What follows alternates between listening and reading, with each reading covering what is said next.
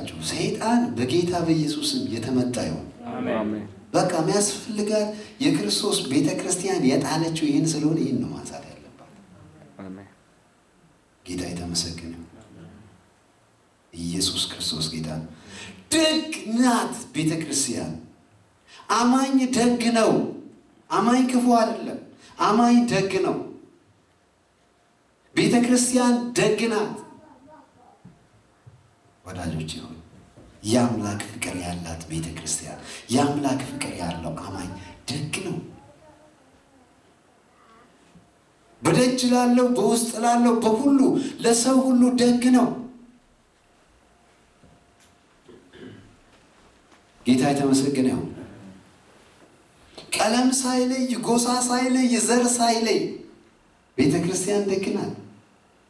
አገልጋይ ደግ ነው። አማኝ ደግ ነው። ይሄ ከእግዚአብሔር ፍቅር የሚመነጭ ነው።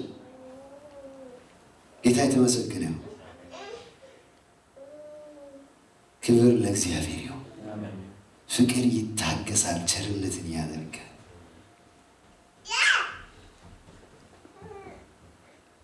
በጣም የሚገርማችሁ ነገር የእግዚአብሔርን ደግነት ስታጠኑ በማቴዎስ ወንጌል ምዕራፍ 5 ላይ እንደዚህ ይላል፣ እሱ ለክፉዎች እንኳን ምንድን ነው ይላል። እስቲ በሉት በእናታችሁ፣ ለክፉዎች እንኳን ምንድን ነው? እንኳን ላንተ ስምህ በሕይወት መጽሐፍ ለተጻፈ ዳግመኛ ለተወለድክ ሰው ቀርቶ ያ ሁሉ ዋጋ ለተከፈለልህ ሰው ቀርቶ በክርስቶስ ከእግዚአብሔር ለታረክ ሰው ቀርቶ እርሱ ለክፉዎች እንኳን ምንድን ነው? ስለዚህ በጻድቃንም ላይ ፀሐዩን ያወጣል ዝናቡንም። ለዚህ ነው ስፔሻል ፀሐይ የሌለው። ጌታ ይመስገን። አንተ ለአንተ የሚወጣልህ ፀሐይ ለሌሎቹም የሚወጣል። ሌላ ስፔሻል ፀሐይ የለም፣ ስፔሻል ዝናብ የለም። ጌታ የተመሰገነ። እግዚአብሔር አምላክ ደግ ነው። እግዚአብሔር አምላክ ቸር ነው። ይሄ ደግሞ አጋፔ የሆነው የአምላክ ፍቅር ውጤት ነው ወገኖች። አዎ እግዚአብሔር ደግነቱ በሕይወታችን ብዙ ነው። ይሄ ደግነት ምንም የሚለየው ነገር የለውም። ቀለም አይለይም፣ የትምህርት ደረጃ አይለይም፣ ዘር አይለይም፣ ጎሳ አይለይም። ጌታ የተመሰገነ። በነገራችን ላይ ምርጥ የሚባል ዘር የለም። ምርጥ የሚባል እህል ነው የማውቀው ልንገር። ጌታ የተመሰገነ። ግብርና ስትሄዱ ምርጥ ዘር፣ ምርጥ መሬት ምናምን ያለው እሳ ምርጥ በእግዚአብሔር መንግስት ውስጥ አንድ ነው። የዳነ ዳግመኛ የተወለደ የተመረጠ ትውልድ የንጉሥ ካህን የተባለው አንድ ነው። እሱም ከተለያየ ዘርና ጎሳ የመጣ ማህበረሰብ። እግዚአብሔር አምላክ የተመሰገነ። ጌታ ኢየሱስ ክርስቶስ ጌታ። ስለዚህ ፍቅር ደግነትን ያደርጋል። ቸርነት ማለት ደግነት ማለት ነው። እግዚአብሔር አምላክ የተመሰገነ ነው። ሲቀጥል ሐዋርያው ጳውሎስ እንደዚህ ብሎ ይናገራል። በእግዚአብሔር ቃል ውስጥ ወዳጆቼ ሆይ የእግዚአብሔር ፍቅር ያላትን ቤተ ክርስቲያን ነው የምናየው። ፍቅር አይቀናም፣ ፍቅር አይመካም፣ አይታበይም ይላል። ፍቅር ምን አያደርግም? አይቀናም። ላንተ ስለሚሆንልህ ነገር ፍቅር ያለው ሰው፣ የእግዚአብሔር ፍቅር ያለው ሰው ካንተ ጋር አብሮ ደስ ይለዋል። ራስ መታት አይዘውም አንተ ስለተሳካል። እግዚአብሔር አምላክ የተመሰገነ። ፍቅር አይቀናም። ቅናት በሽታ ነው ወገኖች። ቅናት በጣም ደዌ ነው። ቅናት መርከብ ነው። ቅናት የሰውን ነፍስ የሚያጠፋ ነገር ነው። አሴ ቢጊኒንግ ነፍስ መጠፋፋት የተጀመረው በቅናት ነው። አይደለም እንዴ? ደስ አላለውም። የአቤልን መስዋዕት ተቀበለ፣ ቃየልን አልተቀበለም። ደስ አላለውም። ስለዚህ ገለዋለሁ ብሎ አሰበ።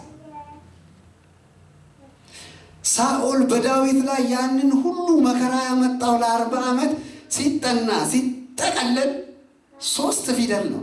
ምንድን ነው? ቅናትና ቅናት ብቻ።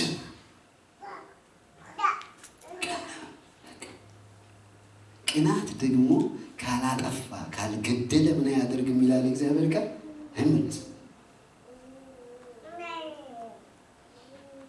የፍቅር ተቃራኒ ነው። እንደ ግለሰብ እንደ ቤተ ክርስቲያን ወዳጆች ራሳችንን በእግዚአብሔር ቃል መስተዋትነት ማየት ጥሩ ነው። በቃሉ መስተዋትነት ዕለት ዕለት ራሳችሁን ተመልከቱ እንጂ ቃሉን እየሰማችሁ ራሳችሁን የምታስቱ አትሁኑ ነው አይደል የሚለው። ሁላችሁም መስተዋት ፊት እንድቆማችሁ እንደመጣችሁ በዚህ ማለዳ በጣም እርግጠኛ ነኝ። እኔም ቆሜያለሁ። ስሙ የተባረከ ነው። እና የተሻፈፈውን ጸጉርን አስተካክለ ከራባትና ብለን የመጣው አይደለም እንዴ? በጣም የሚገርመው ግን በሁላችሁ ቤት ውስጥ ያለ መስታወት ያንዳችሁንም ጸጉር አስተካክሎ ያውቃል። ያንዳችሁንም ከራባት አብጅቶ ያውቃል። ስራው ምንድነው? ማሳየት ብቻና ብቻ። ጌታ የተመሰገነ። ማስተካከል የማን ስራ ነው? ያንተ ስራ።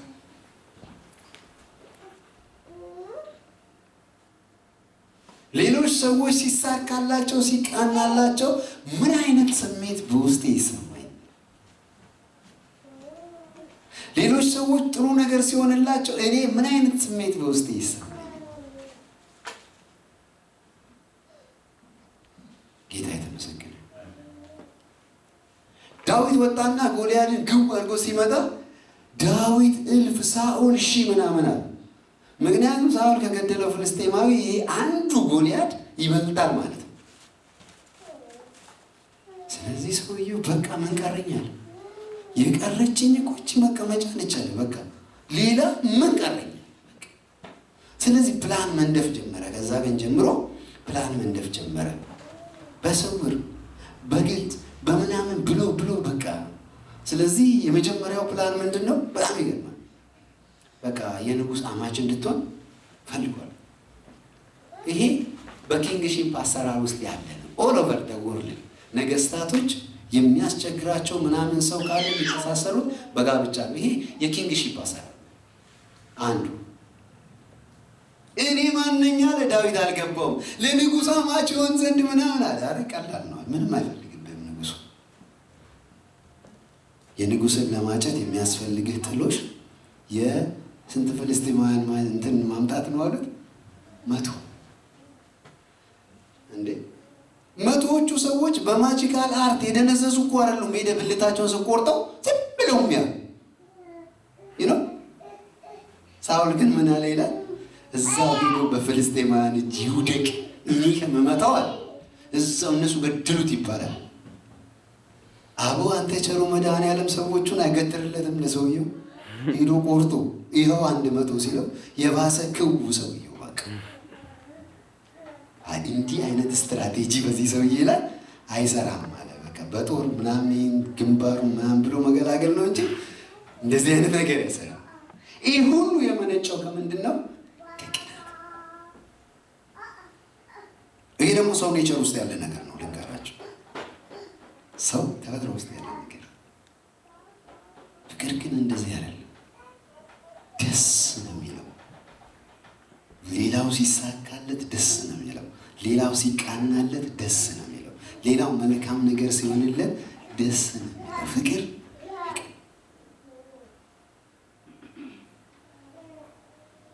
ወገኖች ሆይ ሁሉም ነገር ማየት ያለብን በእግዚአብሔር ቃል መነጽር። በእግዚአብሔር ቃል መነጽር ስናየው ዚስ ዴይስ ያለች ቤተ ክርስቲያን የእግዚአብሔርን ፍቅር ነው የጣለችው። ይህንን ካላነሳች በስተቀር ምድር ራሱ እንዴት ይፈወሳል? ይህንን ካላነሳች በስተቀር ትውልድ እንዴት ይፈወሳል? አይፈወስም። እግዚአብሔር አምላክ የተመሰገነ ነው። እኔ ልጅ ሆኜ የማውቃቸው ካልቸራል የሆነ የተለምዶ ነገር የባህል ነገር የሚከተሉ ሰዎች በጣም ጤነኛ ፍቅር ነበራቸው። ይገርምኛል። እና ትንሽ የልጅነት ጊዜ ከአያቴ ጋር አሳልፌ ነበረና ይገርሙኛል። በቃ የእሱ ጓደኞች እስላሞች አሉ እና ምንም ግብዝነት የሌለው ፍቅር አላቸው። በስነ ስርዓት ነው የሚኖሩት ሰዎች። እግዚአብሔር የተመሰገነ ነው። ይህንን ነገር ከጣል ኦልሬዲ ወድቀናል ማለት ነው። ጌታ የተመሰገነ ነው። ሌላው ፍቅር አይመካም አይታበይም ይላል። ባለፈው ስንነጋገር በመጨረሻው ዘመን ሰዎች ምን ይሆናሉ ነው የሚለው እግዚአብሔር ቃል። ትምክህተኞችና ትዕቢተኞች ይሆናሉ ነው የሚለው። ይኸውላችሁ መጽሐፍ ቅዱስ ሲናገር የሚመካ ቢኖር በማን ይመካ ይላል? እግዚአብሔር አምላክ ይርዳል። የሚመካ ቢኖር በእግዚአብሔር ብቻ። እኔ እግዚአብሔር ጽድቅንና ፍርድን በምድር ላይ የማደርግ እኔ እግዚአብሔር እንደሆንኩ በማወቁና በማስተዋሉ ይመካል። ነገር ግን ዚህ ሰው በዘሩ ይመካል፣ በትምህርቱ ይመካል፣ በቀለሙ ይመካል፣ አካውንት ውስጥ ባለው ገንዘብ ይመካል። በቃ ሰው በቃ ይመካል። በቃ ይህ እውነት አይደለም? እውነት እኮ ነው። የሚመካ ግን በማን ይመካል?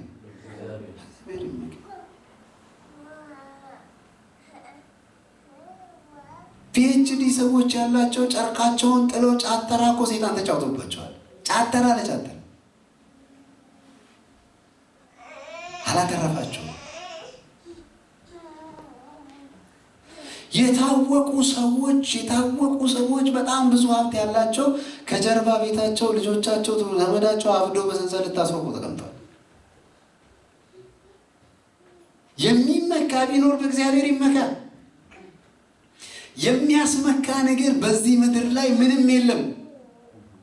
ለምን መሰለ?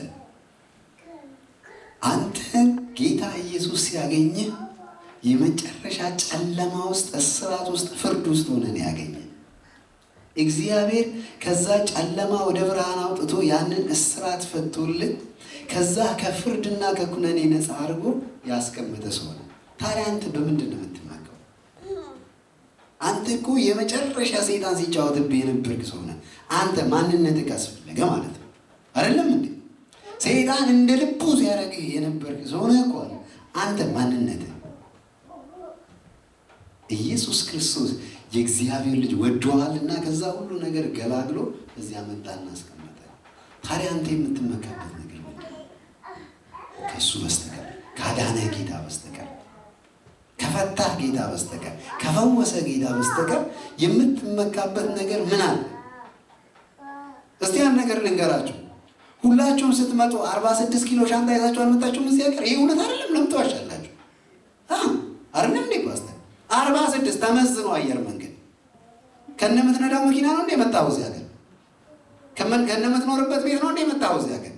አይደለም እኮ አይደለም። ታዲያ አንተ የምትመካበት ነገር ምንድን ነው? እግዚአብሔር እኮ ነው አሁን የሆንከውን ነገር ያደረገ አይደለም እንዴ? እግዚአብሔር ነው እኮ አሁን የደረስክበት ቦታ ያደረሰህ እኮ እንጂ እኮ እውነቱን ልንገርህ፣ አንተ እኮ ይህን ጊዜ ከእናቱ ከወይዘሮ ከሌ ከአባቱ ከአቶ ከሌ ተብሎ ተጽፎብህ ነበር እኮ መቃብር ላይ። እውነቴን እኮ ነው አይደለም እንዴ ፓስተር? እንደዚህ ነበር ብዙዎቻቸው። ታዲያ እኛ ምንድን ነው የምንመካበት ነገር? ዛሬ የምትመካበት ነገር እኮ እዛ በጨለማ እስራት ውስጥ ሆነ አላተረፈህም እኮ። ኢየሱስ ከሰማይ ወርዶ አዳነህ እንጂ ማን ደረሰልህ? ማን ወደ ህይወት መጣ? ማንስ ሊያድንህ ይችል ነበር? እና እባካችሁ አጠገባችሁ ያለውን ሰው እባክህ አትመካ በሉት። አትመካ። የሚያስመካ ነገር የለም ካለ ጌታ በስተቀር ልንገርህ፣ የለም። ስለዚህ እግዚአብሔር ፍቅር ያለው ሰው ትምክቱ እግዚአብሔር ነው። የሚመካው በእግዚአብሔር ነው። ድሮ እናት ቤተክርስቲያናችን ስንሄድ አንድ መዝሙር ነበረች፣ ማታ ማታ እንዘምራለን። አንመካም በጉልበታችን።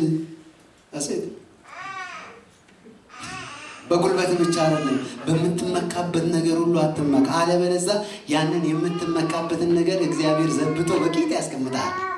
አም ቴሊንግ ዩ፣ እውነቴን ነው የምነግርህ። እግዚአብሔር ስሙ የተባረከ ይሁን። አይመካም ፍቅር። ትምክተኛ አይደለም የእግዚአብሔር ፍቅር ያለው አማኝ። ትምክተኛ አይደለችም የእግዚአብሔር ፍቅር ያላት ቤተክርስቲያን።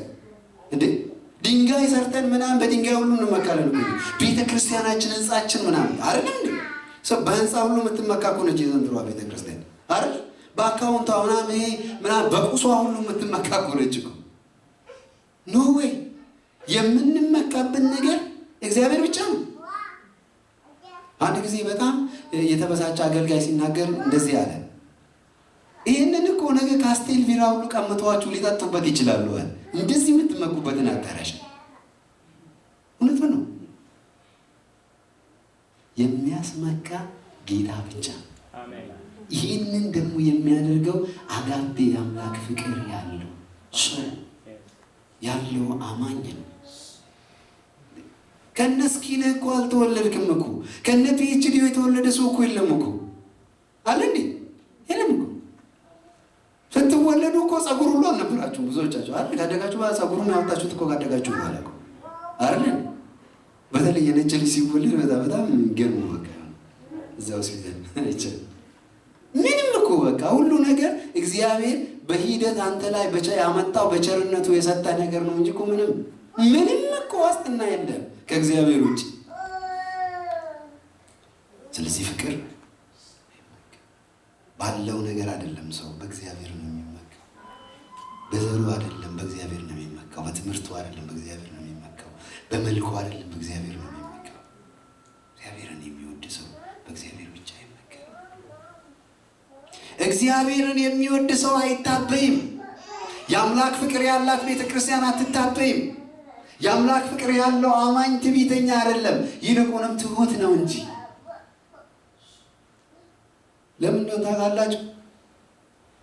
የትዕቢትን አደገኝነት ማወቅ ከፈለጋችሁ የተቀባውን ኪሩብ ወደ ሰይጣንነት ነው የቀየረው። ይሄ the power of ትዕቢት ይባላል። እግዚአብሔር የተመሰገነ። በዘኍልቍ መጽሐፍ ምዕራፍ 12 ቁጥር 3 ላይ የእግዚአብሔር ቃል ሲናገር እንደዚህ አለ። ባሪያዬ ሙሴ በምድር ላይ ካሉት ሁሉ ሰዎች ይልቅ ምንድን ነው ያለ እግዚአብሔር? ይኸውላችሁ ትዕቢተኛ የሆነ ሰው ራሱን ነው የሚወደው፣ ሌላ ሰው አይወድም። በጣም የሚገርመኝ ነገር ባለፈው መሐመድ አሊ የሞተ ጊዜ አይ ነበርና ስልት እስከሚለን ነው አለ። እዚህ ሀገር አንድ ነገር ሲፈጠር ቴሌቪዥኑ ስለዛ ነገር አለ አይ አም ዘ ግሬተስት ይላል ሰው።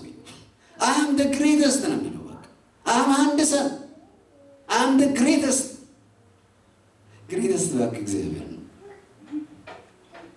አይ አም ዘ ግሬተስት የሚል ሰውዬ ይሄ ሰውዬ እንዴት ሌላ ሰው ይቀበላል? ኢማጂን አም አንድ ሰው የሚል ሰውዬ ይሄ ሰውዬ እንዴት ሌላ ሰው ይቀበላል? እኔ ነኝ በቃ እያለ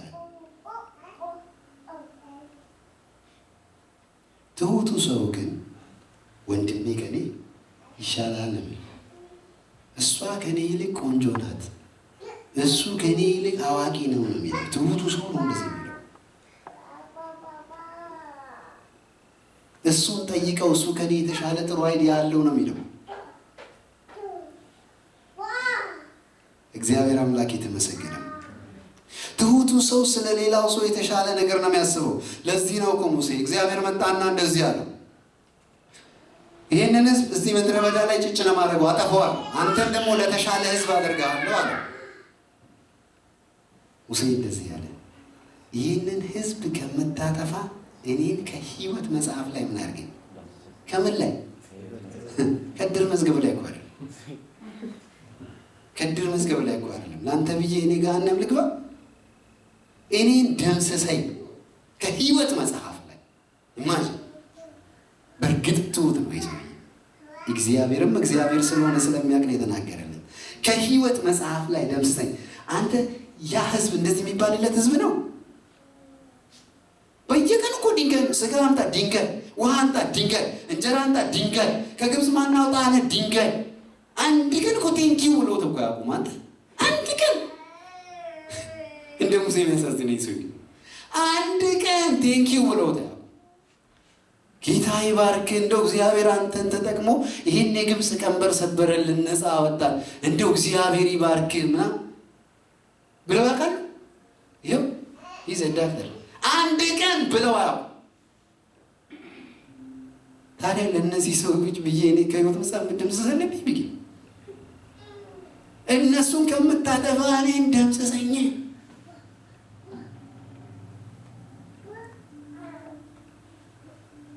ያን ያክል የጎዳን ሰዎች የሚለው በሕይወት ዘመናችን ዮሐንስ አይደለም እንዴ? ሰው ጎድቷችሁ ቢያውቅ እንኳን መቼም ያን ያክል የጎዳችሁ ሰው የለም። ደምስ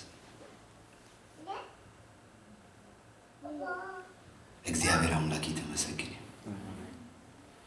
ሐዋርያው ጳውሎስ በቆሮንቶስ መጽሐፍ ምዕራፍ 15 ላይ ሲናገር ከሁሉ ይልቅ ለማስ እንደ ጨንጋፍ ለመሆን ለእኔ ይሄ ጸጋ ምን ሆነኛል ተሰጥቶኛል። አዲስ ኪዳንን ብዙውን ፐርሰንት የጻፈው ሰው እኔ ከሁሉም ሐዋርያት ምን ሆናለሁ እንደ ጨንጋፍ አሳዳጅ ነበር።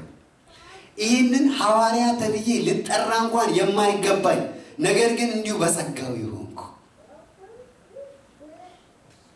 ወዳጆች የአምላክ ፍቅር ያላት ቤተ ክርስቲያን አትመካም፣ አትታበይም። ጌታ የተመሰገነ።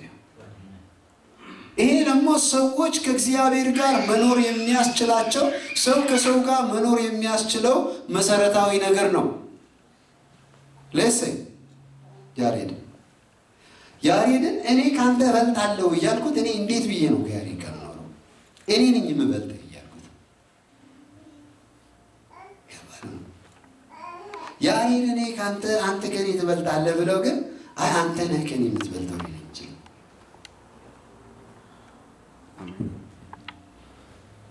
ሰዎች እኮ አንዱ ካንዱ እንደሚበልጥ ራሱን ስለሚቆጠር እኮ ነው ተስማምተው መኖር ጎማይችል። እኔ ነኝ የምበልጠው ሲለው እኔ ካንተ በምን አንሳለሁ ይለዋል። ያኛው ደግሞ ከተል በምንድን ነው የማንሳው? ጌታ የተመሰገነ። በሐዋርያት መካከል ይሄ ችግር ነበረ። እሄዳለሁ ምናምን ማለት ሲጀምር ጌታ ኢየሱስ እንደዚህ ያለ ማነው ዋና ፓስተር የሚሆነው? ማነው ዋና መሪ የሚሆነው አሉት። ማነው አለቃ የሚሆነው አሉት። ጌታ ኢየሱስ ሕፃን ልጅ አመጣና እንደዚህ እንደ ሕፃን ራሱን ዝቅ የሚያደርግ ምን ይሆናል አላቸው። በዚህ ዓለም መስፈሪያ ታላቅ ነው ታላቅ።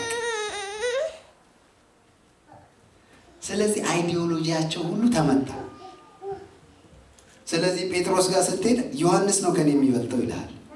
ዮሐንስ ጋር ስትሄድ አይደለም እንትና ነው ቶማስ ነው ከኔ የሚበልጠው ይልሃል። እበልጣለሁ የሚለውን ስሜት ከሁሉም ውስጥ ድሌት አድርጎት ሄደው ጌታ ኢየሱስ። ሰዎች እኮ በሰላም ይኖሩት እዚህ እኔ እበልጣለሁ ብሎ የሚያስብ ሰው የለም። ምክንያቱም ያንን ፓርት ጌታ ድሌት አድርጎት ሄደው። ተጣልተው ያውቃሉ ሐዋርያት? እነሱም እኮ ተጣልተዋል ምናምን ይላሉ። አልተጣሉም እነሱ አልተጣሉም። በጨው በበርበሬ አልተጣሉም እነሱ። በትንሽ በትልቁ እነሱ አልተጣሉም። ጌታ የተመሰገነ። በእነሱ መካከል አገልግሎታቸው ቆንጆ እንዲሆን የእግዚአብሔር ነገር በኃይል እንዲያልፍ ያደረገው ነገር እበልጣለሁ የሚባለው ስሜት ዲሊት ተደርጓል። ትምህርቱ፣ ቲቺንጉ፣ አመለካከቱ ራሱ የለም። እግዚአብሔር የተመሰገነ። ወዳጆች ሆይ የእግዚአብሔር ፍቅር በእናንተ ውስጥ ሲኖር ሌላ ሰው ከእናንተ እንደሚሻል ነው የምታስቡት እንጂ እናንተ ከሌላ ሰው እንደምትበልጡ አይደለም የምታስቡት። እግዚአብሔር የተመሰገነ። እንደ ግለሰብም እንደ ቤተ ክርስቲያንም ይህንን ነው የምናስብ። እንዲህ አይነት ነገር ካለን ሌላው ወገን እናንተን የማያከብርበት፣ የማይቀበልበት፣ የማይወድበት ምክንያት የለም። ስለዚህ ወዳጆች ሆይ ፍቅር አይመካም፣ አይታበይም። እግዚአብሔር በዚህ ይባርከን። አሜን። ይቺ ቤተክርስቲያን ሰላም ትሆናለች። የማትታበይ ቤተክርስቲያን፣ የማትመካ ቤተክርስቲያን፣ የማትቀና ቤተክርስቲያን፣ የምትታገስ ቤተክርስቲያን፣ ቸር የሆነች ደግ የሆነች ቤተክርስቲያን ጤነኛ ናት። እጅግ በጣም ጤነኛ ናት። ፖዚቲቭ ናት። ትበዛለች፣ ትሰፋለች፣ ታድጋለች። የእግዚአብሔር ነገር በውስጧ ፍሎ ያደርጋል። እግዚአብሔር የተመሰገነ ይሁን። እግዚአብሔር አምላክ በዚህ ይባርከን። አሜን። እስቲ ራሶቻችንን ዝቅ አድርገን እንጸልይ።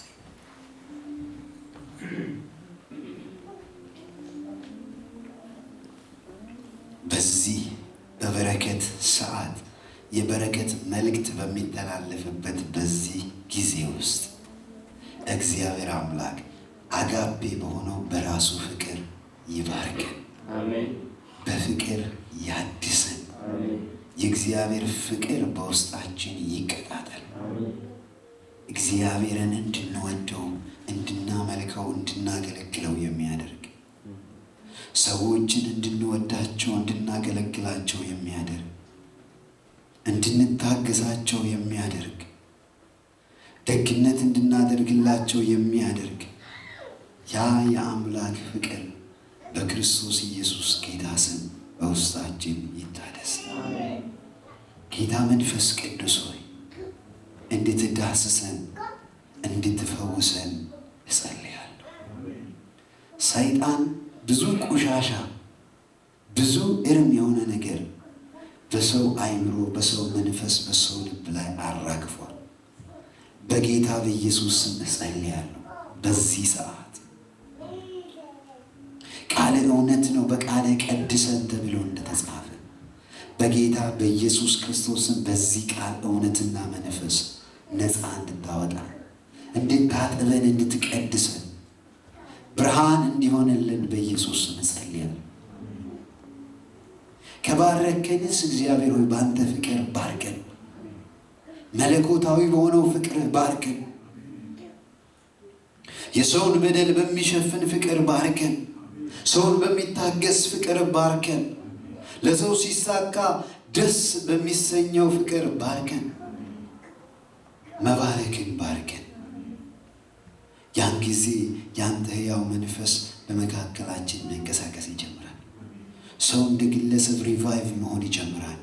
እንደ ቤተ ክርስቲያን ሪቫይቭ መሆን ይጀምራል። ያን ጊዜ የጠፉ ነፍሳት ትዝ ይሉናል። ያልዳኑ ነፍሳት ትዝ ይሉናል። የዳኑ ሰዎች ሁሉ ኮንሰርን ያደርጉናል።